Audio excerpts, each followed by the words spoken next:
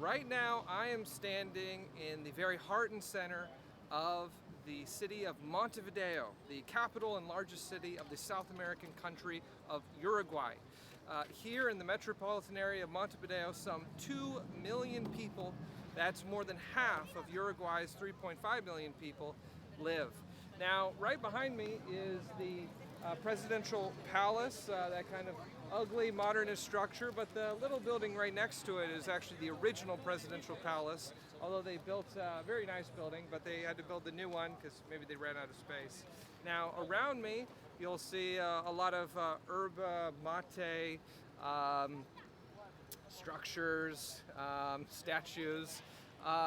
Here in Uruguay, it's part of a region known as the Pampas, which are fertile lowland grasslands that cover much of Argentina, Uruguay, southernmost Brazil like Rio Grande do Sul, and then a little bit of Paraguay. And a tea known as yerba mate is produced, and it's drank out of a wooden cup with a metal spoon that's heated using a metal container. So you see a lot of people here carrying that around. See that in southern Brazil, you'll see that in Argentina, of course, you'll see that here in Uruguay. Now, Uruguay is the richest and safest, most developed country in Latin America. The GDP per capita here is roughly $23,000, which is quite good for Latin America, the highest in Latin America. It's also the most expensive country in Latin America. So, when I was going around, going to grocery stores, going to restaurants, I was paying prices that are similar to the US, if not higher than the US. It's kind of a shockingly expensive country. So I feel kind of bad for the Uruguayans in that way because, like I said, their incomes here are noticeably lower than the United States, but yet they're paying noticeably higher prices for commodities in the United States. So, it's a very small country population-wise, not geographically. Geographically, it's about the size of England and Wales combined. Or to put it another way, it's like the size of Belgium, Netherlands, and Switzerland combined. So this is not a small country, but it does have a small population, only 3.5 million people. So it's actually one of the least densely populated countries in the world. And so because of that, pretty much everything except for beef, which they make a lot of here, has to be imported. And so with that small domestic market, everything being imported, and then fairly high taxes, that results in things being pretty expensive here. Now, also behind me, you can see here, that is Artigas. His full name is Jose Artigas. He is considered the founding father of Uruguay. Uruguay, like almost all the other countries in Hispanic America, became independent from Spain in the early 1800s when Spain was invaded by France. And Jose Artigas, he was the one who led the rebellion, the revolution against Spanish rule here in Uruguay. The Uruguay was first explored by Europeans, like most parts of southern South America, in the early 1500s. 1514, I do believe, is when it was first laid eyes upon by Europeans, but the first European permanent settlement was not until 1624 when Jesuit Catholic missionaries established a small settlement to reach out to a local Amerindian tribe on the eastern bank of the Uruguay River. The Uruguay River comes from Guarani, the Guarani language. That is the most prolific, common Amerindian language in kind of Uruguay, southernmost Brazil, Paraguay. And so Uruguay meant in the Guarani language something like river of the painted birds. And so that is where Uruguay took its name. Now, originally, before Uruguay became a country in the early 1800s, it was originally referred to as simply La Banda Oriental, or the Eastern Bank in Spanish, as it is part of the eastern bank of the Uruguay River. Now, we'll walk this way. We're right now in what is called the centro, or kind of the downtown of Montevideo. And that's where the streets are kind of on a nice regular grid. But if we move a couple of blocks this way to the south, we will get into the historic center, the old town, the Ciudad Vieja of Montevideo. and that's where we'll see some interesting things as well. Um, Now, Montevideo, Uruguay in general, is a very fascinating place because in many ways it feels just kind of like a new world extension of Spain. The population here, in addition to being the wealthiest and safest and most developed country in Latin America, it is also the most European. About 90% of the population here is European, though when they do genetic studies, they've found that about a third of Uruguayans have some non-European admixture, usually a little bit of Amerindian. But yeah, about 90% of the population here is European, primarily descended from those original Spanish and to a lesser extent Portuguese colonists.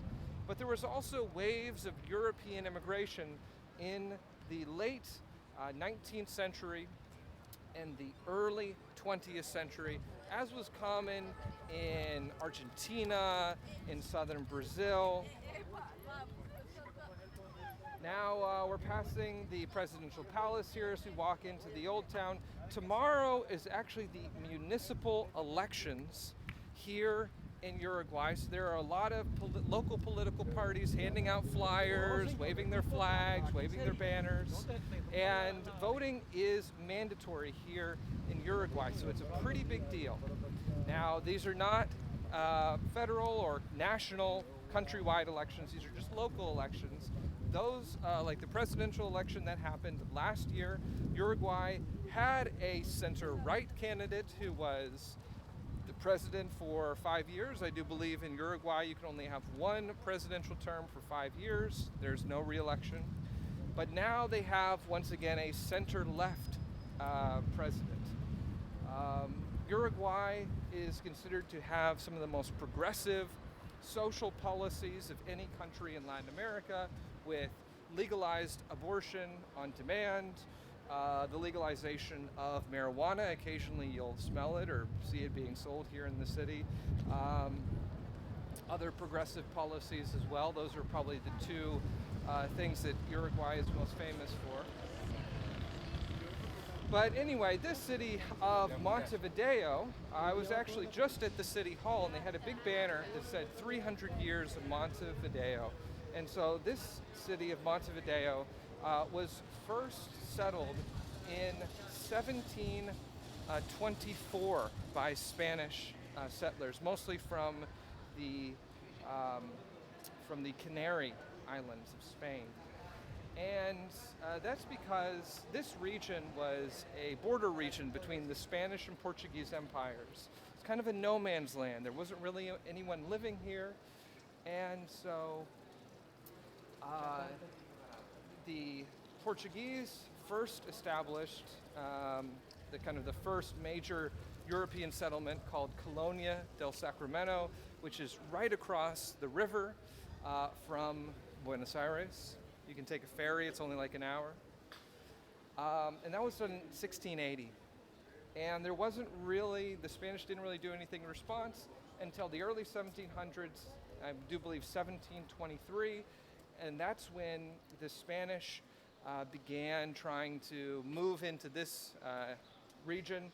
And in 1724, they sent a number of families here to establish a fort here on this really nice natural harbor. And that's how the city of Montevideo got its start. Now, Uruguay was a formerly Spanish province at that point, until, like I said, the early 1800s, I think 1810, 1811. That's when Jose Artigas, and he has the revolution. Argentina's becoming independent from Spain. Mexico's becoming independent from Spain. Independence is happening in the Hispanic world, all across the Americas. These Hispanic American countries are becoming independent.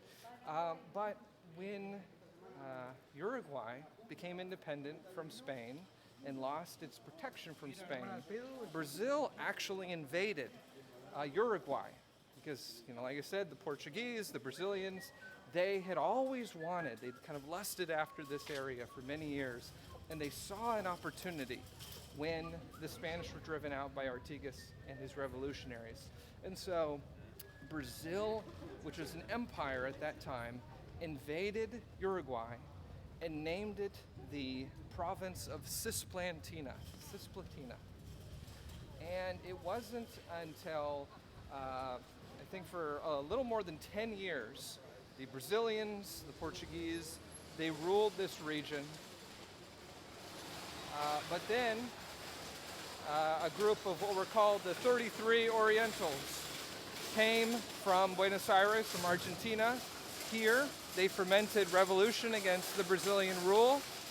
And in 1828, the British mediated a Brazilian withdrawal from this area, and the country of Uruguay was formally established.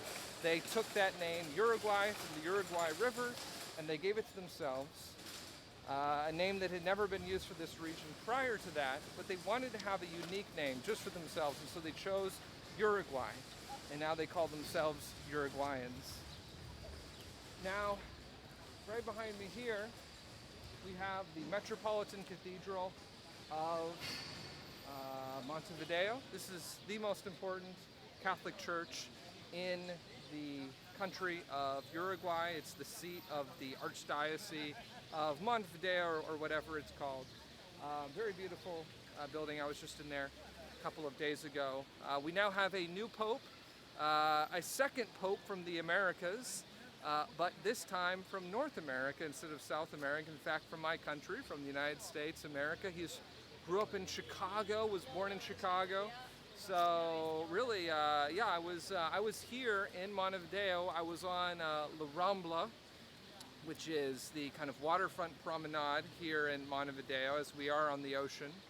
And that's where I, saw the news that an American, who could have ever imagined? All the, the betting odds were there was an Italian who looked to be kind of a front runner, even a Filipino who looked to be in the running. This guy was very much a dark horse candidate. Nobody was talking about him. But yeah, the new Pope, Pope Leo XIV, is an American. First American in history, and second person in history from the Americas to be Pope. So very fascinating. But yeah, Uruguay is quite a Catholic country. Unlike, say, Brazil or Honduras, where there is a lot of the growth of Protestants, Protestantism is not really catching on here in Uruguay because it is a much more European population. People are much less receptive to Protestantism, particularly Pentecostalism, which is what is growing in Brazil here. Although I did see a universal church of the Reign of Jesus Christ, which is the main Pentecostal denomination in Brazil. I did see one of their big churches here in Montevideo, so maybe they are growing a little bit, although I think it's probably more for Brazilian immigrants. You'll see a lot of people here in Uruguay who are not Uruguayan, who come from all corners of Latin America, because like I said, this is the richest and safest country in Latin America. And this is a pretty big city with 2 million people, so there are a lot of opportunities. So you will see a lot of people here from Brazil, from Venezuela, Ecuador, places that are not doing as well economically and developmentally as Uruguay, and so they come here looking for a better life. And so it's quite interesting because when you see the old people, all the old people here, they look like they could be from Spain. They're very cute. They're wearing very traditional clothing, kind of suits and dresses. People here dress quite well.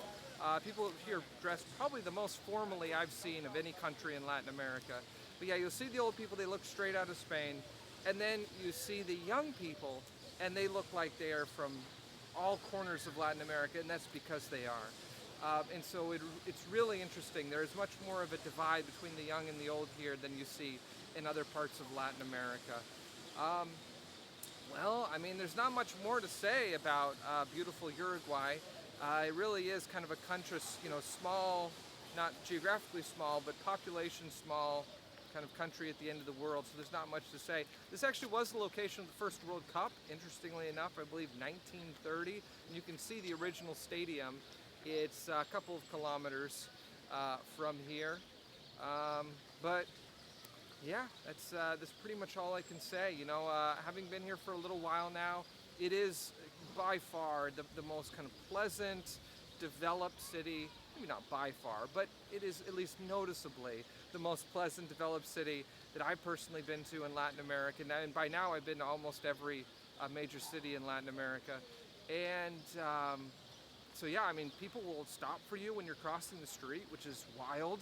You know, when I first, you know, I'm so paranoid, I'm so scared like it, but they'll wave me across, and I'm like, what continent am I on right now? I mean, it's just amazing. So it really is. I mean, if you're maybe coming to Latin America for the first time, and you want to get your feet a little wet before you dive into the deep end, this is probably the best place to do it. You know, it is quite expensive. You're not going to get a discount compared to the prices in Europe or North America, but it is going to be Latin culture, Spanish culture, but really in a very safe and approachable and kind of genteel package. So I really can't recommend the city enough. It really is. It's geographically beautiful with the coast. It has beautiful classical architecture. Has really wonderful, respectful, quiet, orderly people. So yeah, I really can't say enough kind things about Uruguay. Although I do wish it was a little bit cheaper, but such is life. All right, until next time, from here in beautiful Montevideo, Uruguay. Ciao.